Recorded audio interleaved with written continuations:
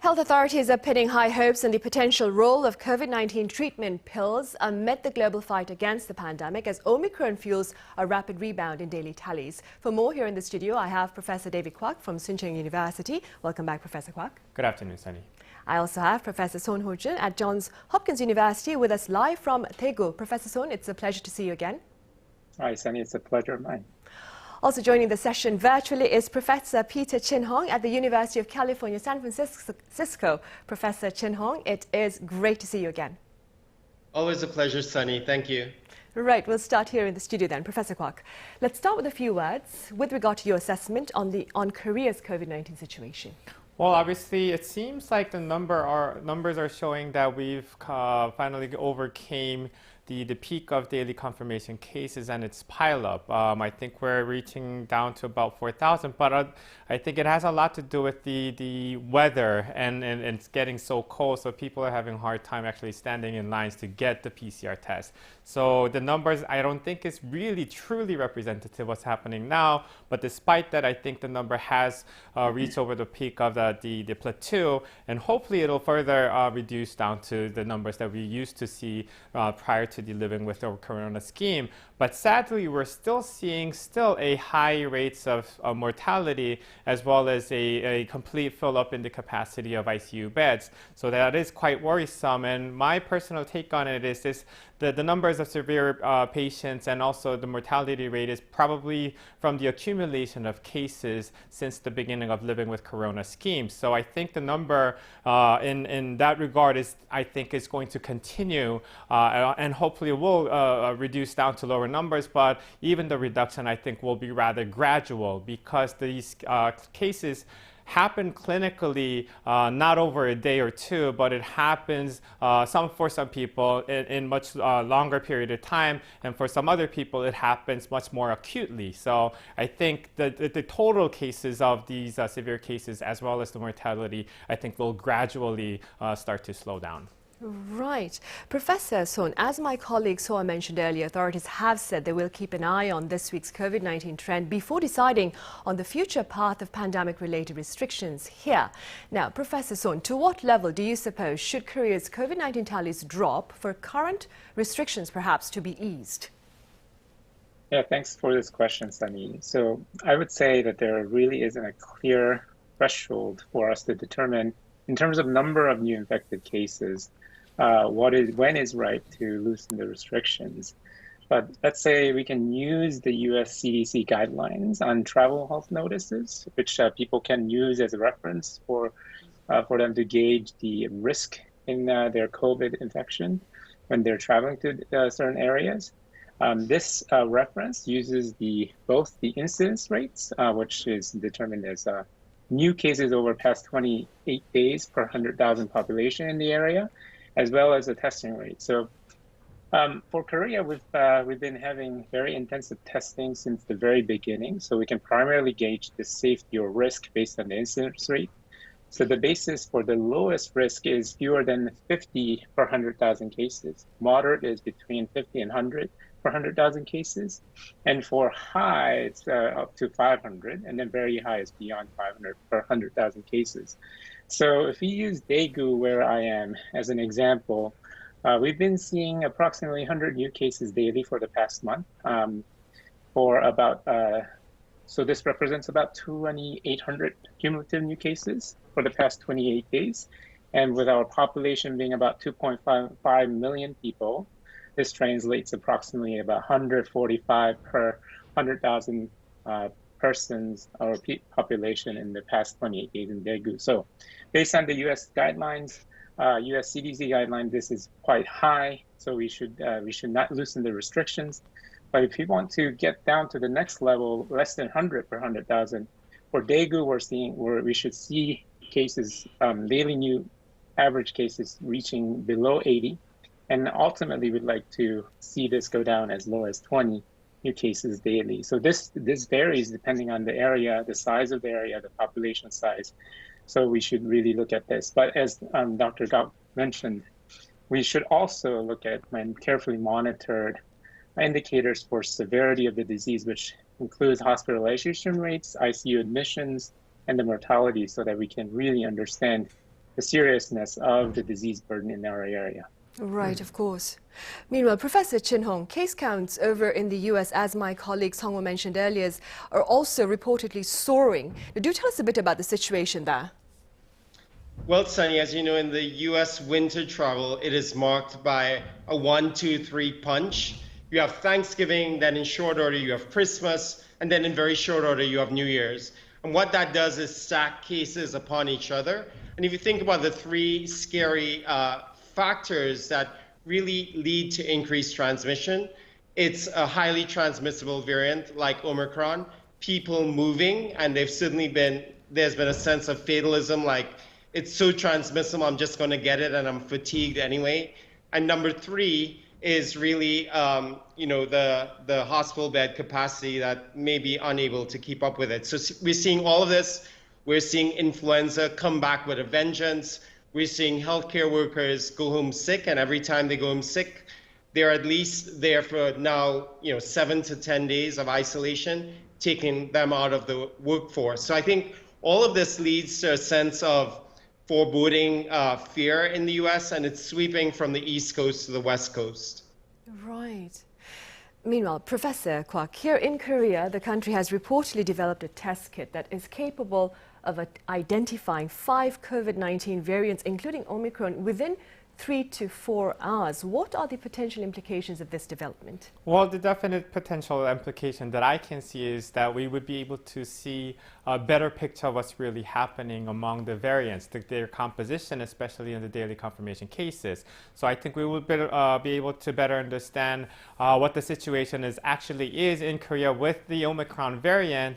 And based on the information, I guess we would be able to make decisions whether or not to further continue these strict social distancing guidelines, or we may even come up with a better design to isolate certain group of people in certain areas than the others. But in overall, the detection of Omicrons, let alone the other variants as well, does not really change the course of treatment. So it really still means that for the elderly patients and for patients with heavy underlying diseases, they would still need to be monitored more closely than the others. They have the higher potential to become more severe. So PCR testing giving us the better hand at really observing what exactly happening would enable us to trace them back better. But in the overall picture, I think the treatment still remain the same, and I think we should still remain concerned with the rising numbers and remaining high numbers of ICU bed units and whatnot.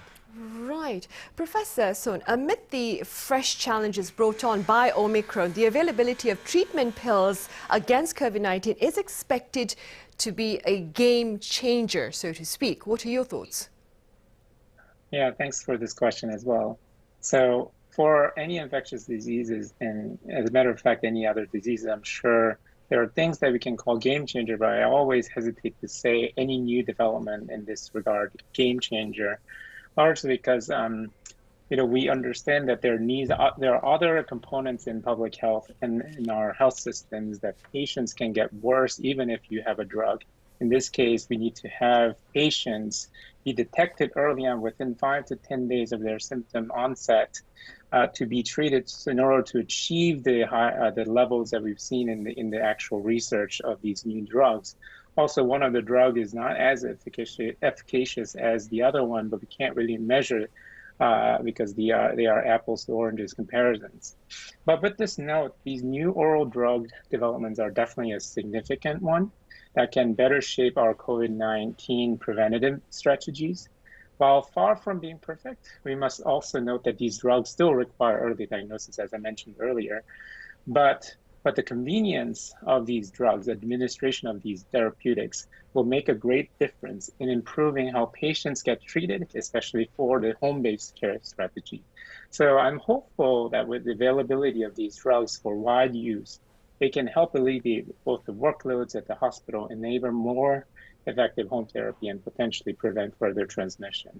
Right, and staying with these drugs, Professor Chin Hong, the U.S. Food and Drug Administration has granted the green light to both Pfizer's Pacslovid and Merck's Molnupiravir. Now, what can you tell us about the actual rollout of these treatment pills for COVID-19 patients in the U.S.?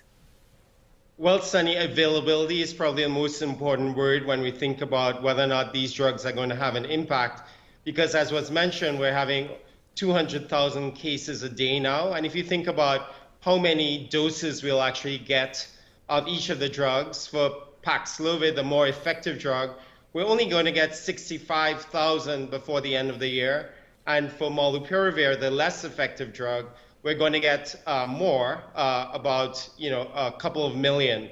So I think these are severe limitations, like having a forest on fire, but you only have a bucket. So I think more than anything in terms of giving actual benefit right now, is a metaphorical benefit. I think people are holding on to this hope of something for the future, but it's probably not going to make a huge dent right now.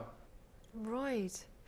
Professor Kwok, here in Korea, these treatment pills are likely to be available to patients by late January. Having said that, who do you suppose should be given priority to these antiviral pills? Well, it's kind of obvious. Sticking with what happened with the vaccination, obviously people who are more vulnerable to having it more severely would need to get it first. So those people who this drug will affect first would be the ones who are elderly ages, and also people with heavy underlying diseases. But continuing the issue with what Dr. Shin-Hong already mentioned is the manufacturing power. I think we need to enhance it globally.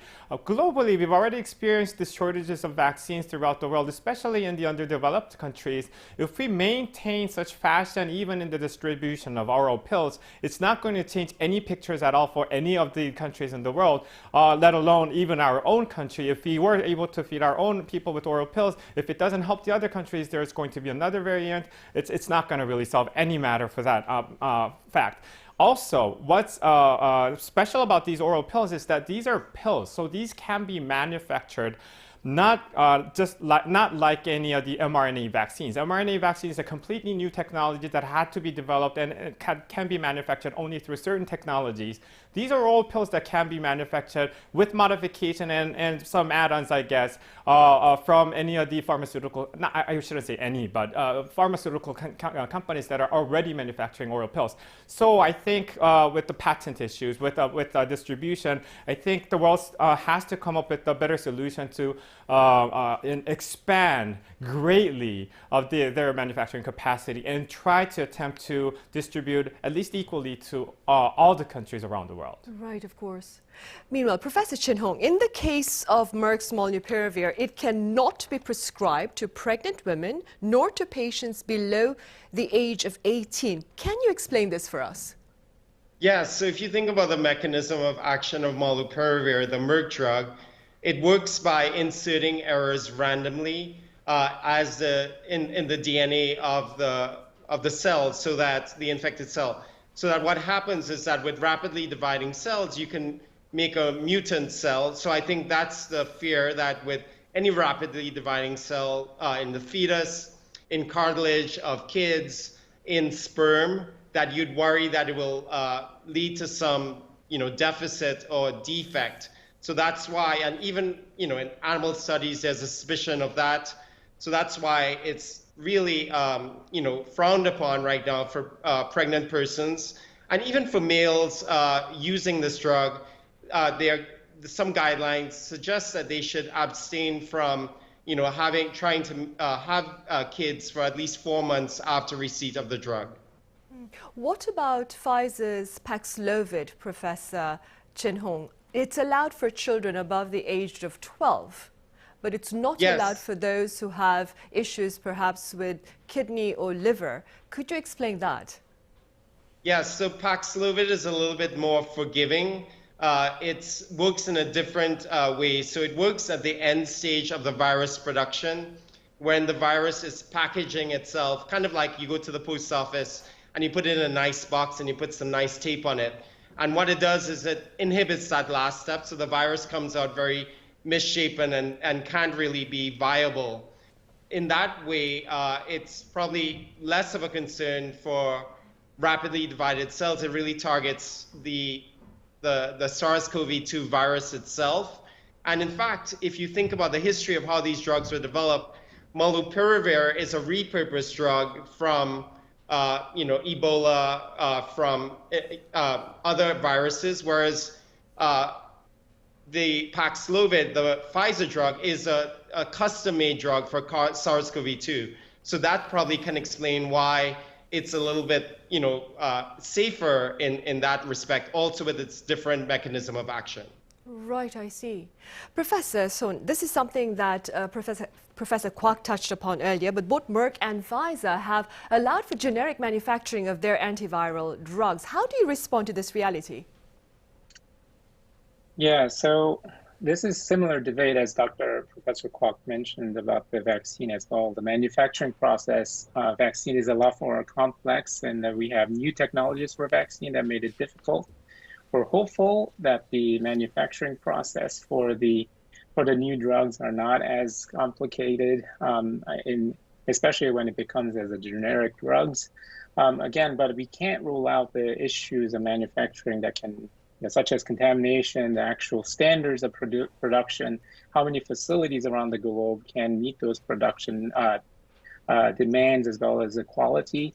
This will determine how many, in the very short term, where we need a lot of doses, the full course treatment is needed in many of these countries to be available. So we need to be mindful of that. And then the other things that we really have to think about with these manufacturing process is these patent laws, other political and policy changes, as well as the logistics of implementing the manufacturing process at local rules. These already we've actually experienced through the vaccine process. So we should really learn from that and then make this a little bit more alleviating for the manufacturing for these new drugs. Right. Professor Kwok, relevant authorities here, they have granted the green light to Pfizer's Pacslovid and are now working actively to secure an adequate amount of treatment pills. How do you assess our current efforts, and perhaps what needs to be done to allow for an effective supply?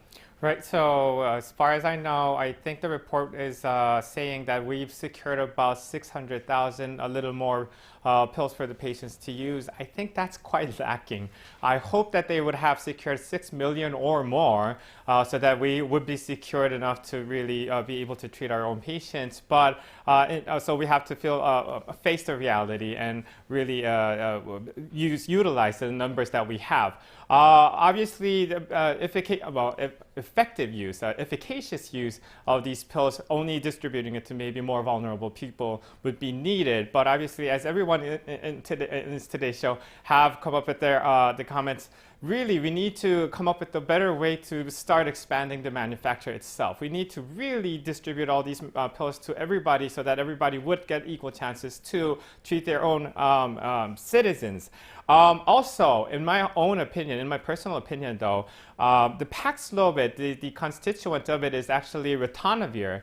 And ritonavir we already have in country. It's actually mainly used for AIDS patients, namely brand named Kaletra. We have, in the beginning of the pandemic, tried using it in a certain number of patients. It did not show a significant effect in those patients particularly. But I guess my idea of it is rather, I think it was the composition of ritonavir within the Kaletra that did not show too much of an effect. If it comes to a situation where we need to utilize these patients but running short on Paxlovid or molnupiravir, we probably also need to start doing researches on our own, utilizing these original medications that we haven't used in COVID-19 patients yet. There are many, many different medications that we've already tried clinical trials on for their alternative uses. Kaletra, I think, also believe is one of them, but maybe we could start changing the dosage and start implementing that on our own.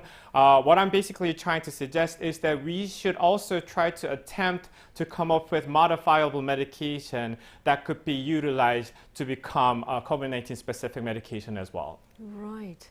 Professor Chin Hong, pundits in the US have pointed out that the convenience of COVID-19 pills, which is something Professor Sohn also mentioned, comes with a catch. They have to be taken within 5 days of the initial symptoms, meaning the challenge lies in getting tested, getting a prescription, and starting the pills, all in a very, very, very limited time frame. What are your thoughts on the practicality of these treatment options then? Well, Sunny, as you pointed out, the three main barriers are going to be a limitation. It's like a race against time. So you have to get the diagnosis. So like, most of these cases probably appear to be a cold in the beginning. People are like, maybe it's a cold, I'll wait. By the time they get the diagnosis, it may be too late. They have to get the diagnosis, get somebody to give them that diagnosis to a clinician who can then prescribe it. And then they have to get it from the pharmacy who has to get all this information together. And they have to go to the pharmacy to get it.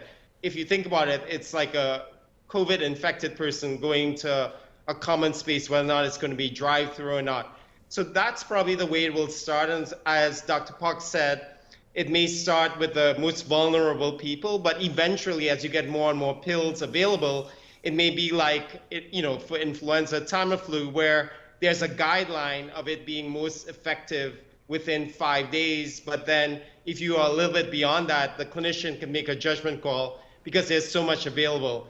That is probably what will happen with these pills over time after there are more of it available. But in the beginning, it's going to be very dicey and very, very tough to figure out.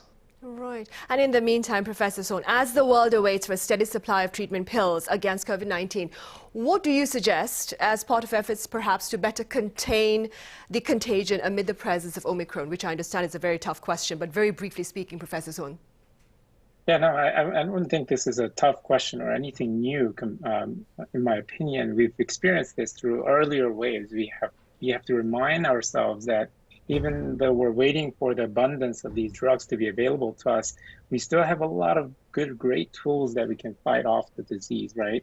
And one of the things that we always, on an individual level, that we can do is keep ourselves distanced, but also making sure that we're masked at all times when possible. And we've also learned recently that we need to make sure that we keep wearing masks that are efficacious, so at least 94% filtration efficacy. We also have to be mindful for other people because we're actually not being burdened ultimately by the COVID-19 disease itself, but other side effects of the COVID-19, which is worsening disease like tuberculosis, HIV, other care in the health industry. And we're also having a lot of healthcare workers being really stressed out, and that we need to find ways to alleviate their workload burdens as well. So I think what we need to do at this time is really think about our long-term strategy to get out of this pandemic, making sure that the disparities that we've so far seen and actually gotten worse, that can be alleviated through these new strategies. Of course. All right, Professor Sohn, as always, thank you very much for your thoughts. Professor Chin Hong over in the US, thank you very much for your time and your insights. And Professor Kwok here in the studio, thank you for being with us today. Thank you.